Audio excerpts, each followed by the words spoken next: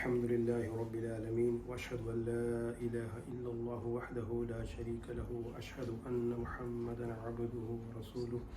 بسم الله الرحمن الرحيم. إن الله وملائكته يصلون على النبي يا أيها الذين آمنوا صلوا عليه وسلموا تسليما. اللهم صل على سيدنا محمد وعلى آله وصحبه.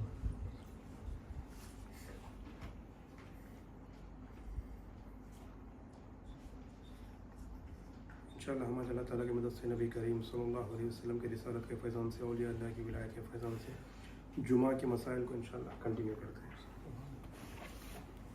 انشاءاللہ ہم آج جاننے کی کوشش کریں گے کہ خطبے کے کیا احکامات ہیں. خطبے کے احکام. خطبہ جمعہ نماز جمعہ کی شرط ہے، بغیر اس کے نماز جمعہ صحیح نہیں. خطبہ کا کم سے کم 3 عاقل و بالغ قابل امامت آدمیوں کے سامنے پڑھنا شرط ہے، جو شروع سے آخر تک موجود رہیں. اگر اس سے کم آدمی رہیں تو شرائط ادا نہ ہوگی. خطبہ میں 2 امور فرض ہیں. ایک وقت جو زوال آفتاب کے بعد اور نماز جمعہ کے قبل ہے. اگر وقت ظہر سے قبل یا نماز جمعہ کے بعد خطبہ پڑھا جائے تو درست نہیں. دوسرے، اللہ تعالیٰ کا ذکر کم از کم بقدر سبحان اللہ یا الحمدللہ یا اللہ اکبر ہو. اگر خطبے میں اللہ تعالیٰ کا ذکر نہ ہو تو خطبہ نہ ہوگا. تنبیہ: اگر سبحان اللہ یا الحمدللہ یا اللہ اکبر ایک بار بنیت خطبہ کہنے سے خطبہ ادا ہو جاتا ہے، لیکن بلا عذر صرف اس قدر پر اکتفا کرنا خلاف سنت اور مکروہ تحریمی ہے. خطبہ میں 12 سنتیں ہیں. پہلا، بطہارت خطبہ پڑھنا.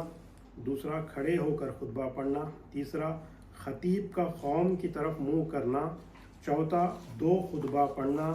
پانچواں، دونوں خطبوں کے درمیان اتنی دیر بیٹھنا کہ 3 آیتیں پڑھ سکے یا خطبہ پڑھنے والے کے تمام اعضاء قرار پا جائیں. چھٹا، خطبہ شروع کرنے سے قبل دل میں اعوذ باللہ من الشیطان الرجیم پڑھ لینا. ساتواں، خطبہ ایسی آواز میں پڑھنا کہ لوگ سن سکیں. آٹھواں، خطبہ الحمدللہ سے شروع کرنا.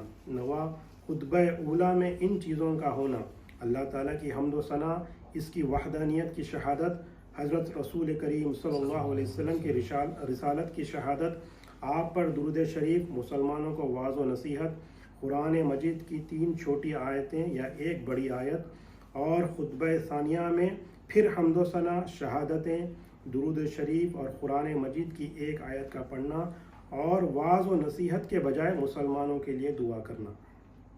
10واں، خطبہ کو زیادہ طول نہ دینا، بلکہ ہر 2 خطبوں کو طوال مفصل میں سے کسی سورے کے برابر رکھنا. طوال سے مفصل مطلب سورہ حجرات سے لے کے سورہ بروج تک کی جو آیتیں ہیں ان میں سے کوئی 1 سورت کے برابر خطبہ ہونا چاہیے. اس سے زیادہ طویل نہیں ہونا چاہیے. کم سے کم 3 آیتوں کے برابر ہونا چاہیے، اس سے کم نہیں ہونا چاہیے. اور زیادہ سے زیادہ یہ طول مفصل یعنی کہ سورہ حجرات سے لے کے سورہ بروج تک میں سے کسی 1 سورت جتنی پڑھنے میں ٹائم لگتا ہے اتنی دیر کا خطبہ ہونا چاہیے. خطبہ مختصر اور نماز سے کم رہے، اور نماز بمقابلہ خطبہ طویل ہو. خطبہ منبر پر پڑھنا. اور آخری 12واں، دونوں خطبوں کا عربی زبان میں ہونا. خطبہ عربی میں پڑھنا سنت موقدہ ہے. عربی کے سوا کسی اور زبان میں پڑھنا یا عربی کے ساتھ کسی اور زبان کی نظم یا نثر ملا دینا خلاف سنت موقدہ ہے اور مکروہ تحریم، یعنی کہ خطبہ صرف عربی میں ہونا چاہیے.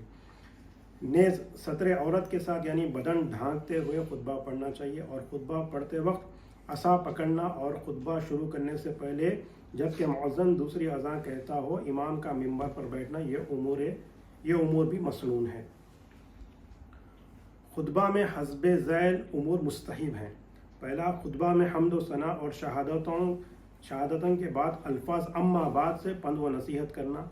دوسرا، خطبہ ثانیہ میں نبی کریم صلی اللہ علیہ وسلم کے آل اطہار، ازواج مطہرات، صحابہ اکرام خصوصاً خلفائے راشدین، عشر مبشرہ اور نبی کریم صلی اللہ علیہ وسلم کے مکرمین یعنی حضرت حمزہ رضی اللہ تعالیٰ عنہ اور حضرت عباس رضی اللہ تعالیٰ عنہ کا ذکر کرنا اور ان کے لیے دعا کرنا. دوسرے خطبے کو بنسبت پہلے خطبے کے ذرا پست آواز میں پڑھنا. خطیب کا جمعے کے دن سیاہ امامہ باندھنا.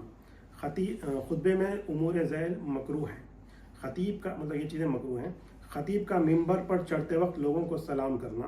بلا طہارت خطبہ پڑھنا، بلا ستر عورت خطبہ پڑھنا، خطبہ بیٹھ کر پڑھنا، دوسری اذان ختم ہونے سے پہلے خطبہ شروع کر دینا، خطبہ اولیٰ پر اکتفا کرنا یا دوسرا خطبوں کے درمیان جلسہ ترک کر دینا، خطبے کو اتنا طول دینا کہ طوال مفصل کے کسی سورے سے بڑھ جائے، یا بلا عذر اس قدر مختصر کرنا کہ 3 آیتوں سے بھی کم ہو، خطیب کا خطبہ پڑھنے کی حالت میں کلام کرنا، البتہ کسی کو شرعی مسائل بتا دینا یا اشارے سے کسی بری بات کا منع کرنا جائز ہے۔ جب امام خطبے کے ارادے سے ممبر پر چڑھنے کے لیے اٹھ کھڑا ہو، اس وقت سے خطبے تک آپس میں بات چیت کرنا، ذکر کرنا، تسبیح یا نوافل پڑھنا سب منع ہے۔ اسی طرح جو شخص پہلے سے سنت پڑھ رہا ہو وہ اس کو اختصار کے ساتھ جلد تمام کر لے۔ دونوں خطبوں کے درمیان بیٹھنے کی حالت میں خطیب یا قوم دل ہی دل میں دعا مانگ لیں تو مذائقہ نہیں۔ خطیب کا خطبہ ثانیہ میں کسی خاص دعا کے موقع پر خصوصیت سے دائیں بائیں طرف منہ پھیر لینا بدعت ہے۔ امام کو خطبہ پڑھنے سے پہلے محراب کے اندر نماز پڑھنا مکروہ ہے۔ خطیب کا بالغ ہونا شرط نہیں، اگر نابالغ لڑکا بھی خطبہ پڑھ دے تو جائز ہے، بشرط یہ کہ نماز وہ نہ پڑھائے بلکہ بالغ آدمی پڑھائے۔ بہتر یہ ہے کہ خطبہ اور نماز ایک ہی شخص پڑھائے۔ اگر خطبہ اور نماز بہت فصل ہو جائے، مثلا امام خطبہ پڑھ کر مکان چلا جائے یا کھانا کھائے یا کوئی اور معنی نماز کام کر بیٹھے، تو پھر خطبہ از سر نو پڑھا جائے۔ اگر امام کو خطبہ پڑھنے کے بعد حدث ہو جائے تو اس کو چاہیے کہ یعنی ناپاکی کی حالت ہو جائے تو اس کو چاہیے کہ ایسے شخص کو خلیفہ کرے جو خطبہ سننے میں شریک ہو۔ رمضان کے آخر جمعے کے خطبے میں وداع و فراق رمضان کے مضامین پڑھنا حضرت نبی کریم صلی اللہ علیہ وسلم اور صحابہ سے منقول نہیں، نہ کتب فقہ میں کہیں اس کا ذکر ہے، پس اس پر مداوت نہ کریں اور نہ اس کو ضروری سمجھیں کہ کہیں عوام کو اس کے مسنون ہونے کا خیال نہ ہو جائے۔ خطبہ سننے کے آداب: جس وقت امام خطبے کے ارادے سے ممبر کی طرف چلے، اسی وقت سے ذکر، تسبیح، کلام وغیرہ ترک کر ہمتاً خطیب کی طرف متوجہ ہو جائیں۔ جب خطبہ شروع ہو جائے تو تمام حاضرین کو خطبے کا شروع ہونے سے آخر تک سننا واجب ہے، خواہ حاضرین خطیب کے نزدیک بیٹھے ہوں یا خطیب سے دور، اور خواہ خطبہ سنائی دے یا نہ سنائی دے۔ حالت خطبہ میں ایسا کوئی فعل کرنا جو خطبہ سننے میں خلل انداز ہو مکروہ تحریمی ہے، یعنی کھانا پینا، چلنا پھرنا، بات چیت کرنا، سلام کرنا یا سلام کا جواب دینا، ذکر، تسبیح، قرآن مجید یا نفل پڑھنا، یا کسی کو شرعی مسئلہ بتانا وغیرہ۔ یہ امور جس طرح نماز میں منع ہے اسی طرح حالت خطبہ میں بھی منع ہے، اور جو امور نماز کے اندر مکروہ ہیں وہ خطبے کے وقت بھی مکروہ ہیں۔ اگر حالت خطبہ میں کوئی شخص چھینک کر الحمدللہ کہے یا مسجد میں داخل ہو کر سلام کہے تو چھینک اور سلام کا جواب دینا واجب نہیں، یعنی جواب نہ دیں۔ اگر کوئی شخص سنت پڑھ رہا ہو، اسی حالت میں خطبہ شروع ہو جائے تو اس کو چاہیے کہ سنت اختصار کے ساتھ پورا کر لے۔ خطبہ سننے والوں کو چاہیے کہ قبلہ رو بیٹھیں اور خطیب کی طرف متوجہ رہیں۔ خطبہ سننے کے وقت دراز یعنی جس طرح نماز میں بیٹھتے ہیں اسی طرح بیٹھنا مستحب ہے۔